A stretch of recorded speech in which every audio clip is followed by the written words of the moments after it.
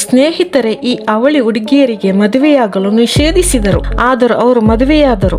ಆದರೆ ನಂತರ ಏನೋ ಅಪಾಯಕಾರಿ ಸಂಭವಿಸಿತು. ಅಬ್ಬಿ ಮತ್ತು ಬ್ರಿಟ್ನಿ ಕೋಜೆನ್ ಅವಳಿಗಳಾಗಿದ್ದರು. ಮೇಲ್ಭಾಗದ ದೇಹ ಬೇರೆಯಾಗಿತ್ತು, ಆದರೆ ಕೆಳಗಿನ ದೇಹ ಒಂದೇ ಆಗಿತ್ತು. ಅವರು ಹುಟ್ಟಿದಾಗ ಅವರನ್ನು ಬೇರ್ಪಡಿಸಲು ಶಸ್ತ್ರಚಿಕಿತ್ಸೆ ಮಾಡಲಾಗಿತ್ತು, ಆದರೆ ವೈದ್ಯರು ಬದುಕುಳಿಯುವ ಸಾಧ್ಯತೆ ತುಂಬಾ ಕಡಿಮೆ ಎಂದರು.